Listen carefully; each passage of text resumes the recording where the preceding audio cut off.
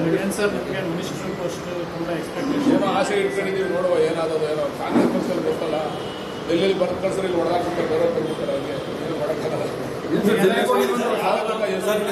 ಏನು ಮಾಡೋಕ್ಕಾಗಲ್ಲ ಸರ್. ಯಾರು ಹೊಡೆದಾಕ್ತಾರೆ ಸರ್? ಯಾರೋ ಲೀಡರ್ಗಳು ಕಾಂಪಿಟೇಟರ್ಸ್ ಎಲ್ಲ ರಾಷ್ಟ್ರೀಯ ಪಕ್ಷಗಳೆಲ್ಲ ಹಂಗೇನೆ, ಬರೀ ಕಾಂಗ್ರೆಸ್ ಅಂತಲ್ಲ. ರಾಷ್ಟ್ರೀಯ ಪಕ್ಷದಲ್ಲಿ ಅಲ್ಲಿರೋ ಒಂದು ತೀರ್ಮಾನ ಆಗಿರ್ತದೆ, ಇಲ್ಲಿ ಬರೋಟಕ್ಕೆ ಬೇರೆ ತೀರ್ಮಾನಗಳಾಗ್ತವೆ. ತೀರ್ಮಾನ ಆದಾಗ ಅಲ್ಲಿಂದನೇ ಫೋನ್ ಮಾಡ್ತಾರೆ, ನೋಡಪ್ಪ ಇದಾಗಲಿ ಬದಲಾವಣೆ ಮಾಡಿದ್ದವ್ರು ಕೊಡಿ ಅಂತಾರೆ. ಅವಾಗ ಬದಲಾವಣೆಗಳಾಗಿರ್ತಕ್ಕಂಥ ಉದಾಹರಣೆಗಳಿದ್ದಾವೆ. ಕೈ ಬ್ಯಾಲೆ ಎದ್ದವರು ಜಾಸ್ತಿ ಅವರೇ, ಕಾಲು ಎಳೆಯವರು ಜಾಸ್ತಿ ಅವರೇ. ಅದೇ ರಾಷ್ಟ್ರೀಯ ಪಕ್ಷದ ಗಮ್ಮತ್ತು. ಸರ್ ನಿಮ್ಮ ವಿಚಾರದಲ್ಲಿ ಏನಾದ್ರು ಆಗಿದೆಯಾ ಸರ್ ಆ ಥರ? ಈಗ ನೋಡೋಣ, ಅದನ್ನ ಬಂದ್ಮೇಲೆ ಪಟ್ಟಿ ಅನ್ನೋಸೋದಾಗ ಹೇಳ್ತೀನಿ. ಪಟ್ಟಿಗೆ ಬಂದಿರೋ ಏನು ಹೇಳೋದು? ವೇಣುಗೋಪಾಲ್ ಅವ್ರನ್ನ ಭೇಟಿ ಮಾಡಿದ್ದು. ಇದಪ್ಪ ಎಲ್ಲ ಒಗ್ಗೂರು ನನಗೆ ಜಾತಿ ಬದಲಾವಣೆ ಮಾಡ್ಬೇಕಾದ್ರೆ ಸರ್ಟಿಫಿಕೇಟ್ ತಗೊಳಕಾಯ್ತಲ್ಲ. ಒಗ್ಗೂರು ಕಾಂಪಿಟೇಷನ್ ಜಾಸ್ತಿ ಇದೆ, ನಾವು ಆ ಕಾಂಪಿಟೇಷನ್ ಭಾಗವಹಿಸ್ತಾ ಇದ್ದೀವಿ. ಅದೇ ಹೇಳಿದ್ ನಾವು ಅಲ್ಲೊಂದು ಇಲ್ಲೊಂದು ಆಗ್ಬಿಡೋದು ಇರ್ತ.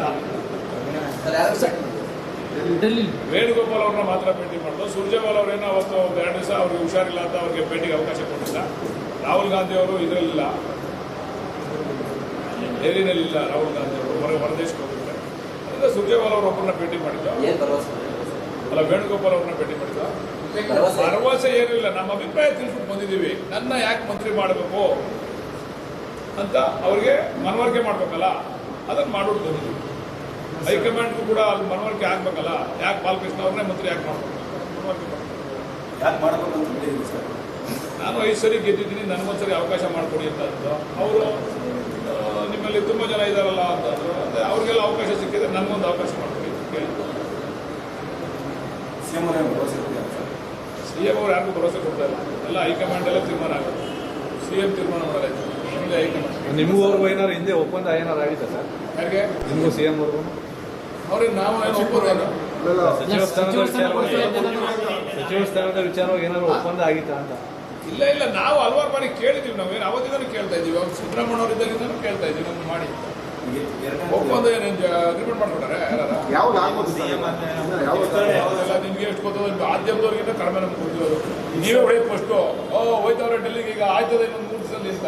ಅಷ್ಟು ಗೊತ್ತಿಲ್ಲ ನಮ್ಗೆ. ಸರಿ, SIR ಬಗ್ಗೆ ಕೇಂದ್ರ ಚುನಾವಣಾ ಆಯೋಗಕ್ಕೆ ಬಿಜೆಪಿ ಲೀಡರ್ ದೂರು ಕೊಟ್ಟಿದ್ದಾರೆ ಸರ್. SIR ರಾಜ್ಯ ಸರ್ಕಾರ ಕರೆಕ್ಟಾಗಿ ಮಾಡ್ತಿಲ್ಲ ಅಂತ ಕುಮಾರಸ್ವಾಮಿ ಅವರು ಆರೋಪ. SIR ಯಾರ್ದು ಪ್ರತಿಕ್ರಿಯೆ? ಇದು ಏನೋ SIR ಮಾಡ್ತಕ್ಕಂಥವ್ರು ಯಾರು? ಅವರು ಗೊಂದಲ ಕ್ರಿಯೇಟ್ ಮಾಡಕ್ಕೆ ಮಾಡ್ತಾ ಇರ್ತಕ್ಕಂಥ ಕೆಲಸ. ಅವರೊಬ್ರು ಕೇಂದ್ರ ಮಂತ್ರಿ, ಇಬ್ರು ಕೇಂದ್ರ ಮಂತ್ರಿ ನೋಡಿದ್ರೆ ನಾನು ಅಲ್ಲೊಂದು ವಿರೋಧ ಪಕ್ಷದ ನಾಯಕರು. ಅವ್ರಿಗೆ ಸ್ವಲ್ಪ ಮಿನಿಮಮ್ ಕಾಮನ್ ಸೆನ್ಸ್ ಬೇಕು. SIR ಯಾವ ದಯಮಾಡಿ ಕೇಳಿ ಸರ್. ಅವ್ರದ್ದು BLAಗಳು ಅವರಲ್ಲ ಸರ್. BLAಗಳು ನಮ್ಮವ್ರು ಇರಲ್ಲ. ಪ್ರಶ್ನೆ ಮಾಡಕ್ಕೆ ಅವ್ರ BLAಗಳಿಲ್ವ ಅಲ್ಲಿ?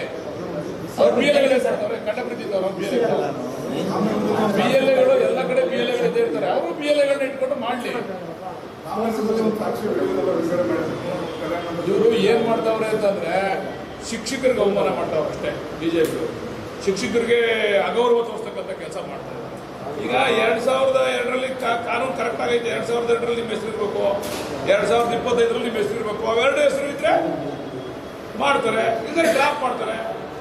ಮಿನಿಮಮ್ ಕಾಮನ್ ಸೆನ್ಸ್ ಬೇಡ. ಕೇಂದ್ರ ಮಂತ್ರಿಗಳವರು, ನಾವೇನೋ ಬಿಡಿ ಹಾಲಿ MLAಗಳು, ಕೇಂದ್ರ ಮಂತ್ರಿಗಳಿಗೆ ಆ ಮಿನಿಮಮ್ ಕಾಮನ್ ಸೆನ್ಸ್ ಇದ್ದಾನೆ. ಸುಮ್ಮನೆ ಇದೇನು ಗೂಬೆ ಕುಂಡಿಸ್ಬೇಕು, ಗೊಂದಲ ಕ್ರಿಯೇಟ್ ಮಾಡಬೇಕು ಅಂತಕ್ಕಂಥ ಮಾಡ್ತಾವ್ರೆ ವಿನ ಚುನಾವಣಾ ಆಯೋಗ ಯಾರು ಕಂಟ್ರೋಲ್? ನಮ್ಮ ಕಂಟ್ರೋಲ್ ಏನಿಲ್ಲ. ಆಮೇಲೆ ಒಂದ್ಸರಿ ಚುನಾವಣೆ ಪ್ರಕ್ರಿಯೆ ಶುರುವಾಯಿತು ಅಂತಂದ್ರೆ ಎಲ್ಲ ಅಧಿಕಾರಿಗಳು ಚುನಾವಣಾ ಆಯೋಗದ ಕಂಟ್ರೋಲ್ ಕೊಂಡಿರ್ತಾರೆ. ಯಾರು ಯಾವ ಅಧಿಕಾರಿಗಳ ಮಾತು ಕೇಳಲ್ಲ, ಬೇರೆ ಅಧಿಕಾರಿಗಳನ್ನ, ರಾಜಕಾರಣಿಗಳ ಮಾತು ಕೇಳಲ್ಲ. ಅವರು ಕಂಪ್ಲೀಟ್ ಆಗಿ ಅದು ಇಂಡಿಪೆಂಡೆಂಟ್ ಬಾಡಿ ಚುನಾವಣಾ ಆಯೋಗ, ಅವ್ರು ಕಂಟ್ರೋಲ್ ಕೊಂಡಿರ್ತಾರೆ. ಇವ್ರೇನು ಅಂತಂದ್ರೆ ಇಲ್ಲಿ ಸುಮ್ಮನೆ ಬೇರೆ ವಿಷಯಗಳಿಲ್ವಲ್ಲ, ಮುಖ್ಯಮಂತ್ರಿಗಳ ಮೇಲೆ ನಮ್ಮ ಸರ್ಕಾರದ ಮೇಲೆ ಪಶ್ಚಿಮ ಬಂಗಾಳದಲ್ಲಾಗಲಿ ತಮಿಳುನಾಡಲ್ಲಾಗಲಿ ಕೆಲವೊಂದಿಷ್ಟು ಮತದಾರರನ್ನ ಕೈ ಬಿಟ್ಟುವಂತ ಆರೋಪ ಮಾಡ್ತಾರೆ. ಅದ್ಯಾಕೆ ಸರ್? ಅಂದ್ರೆ ನಮ್ಮ ಸರ್ಕಾರ ಐತಲ್ಲ, ಹಂಗಾರೆ ಅದು ಮಾಡ್ಬೋದಾಯ್ತಲ್ಲ. ಹಂಗಾರೆ ಕಾಂಗ್ರೆಸ್ ನಾಯಕರು ಬಿಜೆಪಿ ಕೇಂದ್ರ ಚುನಾವಣಾ ಆಯೋಗದ ಮೇಲೆ ಬಿಜೆಪಿ ಮೇಲೆ ಆರೋಪ ಮಾಡಿದ್ರಲ್ಲ ಸರ್. ಪಶ್ಚಿಮ ಬಂಗಾಳದಲ್ಲಿ ಅಲ್ಲಿ ಯಾರು ಕೈ ಬಿಟ್ಟಿದ್ದು ಗೊತ್ತಾ? ಕೇಂದ್ರ ಚುನಾವಣಾ ಆಯೋಗ. ಕೇಂದ್ರ ಚುನಾವಣಾ ಆಯೋಗ ಯಾರ ಕಡೆ ಐತಿ ಇಲ್ಲಿ? ಕೇಂದ್ರ ನಮ್ದ ಏನ್ ಮಾಡಿದ್ರು, ರಾಜ್ಯ ಚುನಾವಣಾ ಆಯೋಗ ಏನ್ ಮಾಡಿತ್ತು ಅದನ್ನ ಉದ್ದೇಶಪೂರ್ವಕ ಕೈ ಬಿಟ್ಟಿರ್ತಕ್ಕಂಥದ್ದು ಕೇಂದ್ರ ಚುನಾವಣಾ ಆಯೋಗ. ಅಂತಿಮವಾದಂತಹ ತೀರ್ಮಾನ ಮಾಡೋಕೆ ಅಧಿಕಾರ ಇರೋದು ಕೇಂದ್ರ ಚುನಾವಣಾ ಆಯೋಗಕ್ಕೆ. ಇಲ್ಲಿ ಕಳಿಸ್ತಾರಲ್ಲ ಅದನ್ನ ಫೈನಲ್ ಮಾಡೋರು ಅವರು. ಅದೇ ಅದೇ ಅದಾಗಬಾರ್ದು ಅಂತ ನಾವು ಸ್ವಲ್ಪ ಜವಾಬ್ದಾರಿ ತಗೊಂಡು ಮಾಡಿಸ್ತಾ ಇದ್ದೀವಿ ಅಷ್ಟೇ. ಸಣ್ಣ ಪುಟ್ಟ ನ್ಯೂನತೆ ಇದ್ರು ಕೂಡ ತೆಗಿತಾರೆ. ಅದಾಗಬಾರ್ದು ಅಂತ ಜವಾಬ್ದಾರಿಯುತವಾಗಿ ನಮ್ಮ BLAಗಳು ಮಾಡ್ತಾ ಇದ್ದೀವಿ. ನಮ್ಮ BLAಗಳು ಮಾಡ್ತಾ ಇರೋದು BLOಗಳಲ್ಲ. BLAಗಳು BLOಗಳ ಹತ್ರ ಟಚ್ಚಲ್ಲಿದ್ದು ನಮ್ಮ ಇಂಥ ಓಟ್ಗಳವೆ ಇವೆಲ್ಲ ಸೇರಿಸಬೇಕು ಅಂತೇಳಿ ಅದನ್ನ ಆಧಾರ ಸಹಿತವಾಗಿ ಕೇಳ್ತಾ ಇದ್ದೀವಿ. ಅದನ್ನ ಕೇಳಿ ಮದರಸೆಗಳಲ್ಲೆಲ್ಲ ಒಟ್ಟೆ ಖರ್ಚು ಮಾಡಿಸುವಂಥದ್ದು ಎಷ್ಟು ಮಟ್ಟಿಗೆ ಸರಿ ಅಂತ ಪ್ರಶ್ನೆ ಮಾಡ್ತಾರೆ. ಯಾರು ನೋಡೋರು ಮದ್ರಾಸದಲ್ಲಿ ವಿಡಿಯೋ ಯಾವ ನಾನು ಅವ್ರಿಗೊಂದು ಸ್ಟಾಕ್ ಹಾಕಲ್ಲ ವಿಡಿಯೋನ ಹಾಕಿ ಸರ್ ಅದು ಹಾಕ್ತೀವಿ ನೋಡಿ.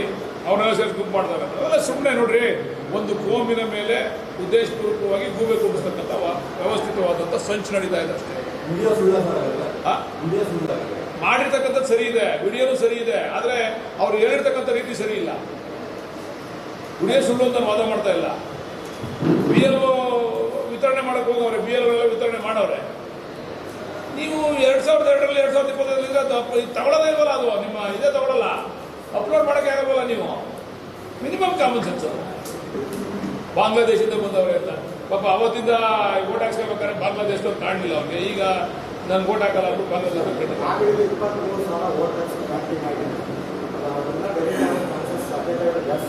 ಅಬ್ಜೆಕ್ಷನ್ಗೂ ಟೈಮ್ ಐತಲ್ಲ, ಅವೆಲ್ಲ ನೋಡ್ತೀವಿ ನಾವು. ನಮ್ಮವ್ರದ್ದು ಏನಾರ ಸಮಸ್ಯೆ ಆಗಿದ್ರೆ ಅದನ್ನ ಸರಿ ಮಾಡಿಸ್ತೀವಿ. ಅಬ್ಜೆಕ್ಷನ್ಗೆ ಆಗಷ್ಟು ಟೈಮ್ ಕೊಟ್ಟಿದ್ದೀವಿ. ಯಾಕೆ ಡಿಲೀಟ್ ಆಗೋದು ಅನ್ನೋದಕ್ಕೆ ಅವ್ರು ಕಾರಣನ ಕೊಡಬೇಕಾಗುತ್ತೆ. ಅದಕ್ಕೆ ಅಬ್ಜೆಕ್ಷನ್ ಟೈಮ್ ಕೊಡ್ತಾರೆ, ಅವಾಗ ನಾವು ಅದನ್ನು ಪರಿಶೀಲನೆ ಮಾಡಿಸ್ತೀವಿ. Okay sir, thank you sir. Thank you sir.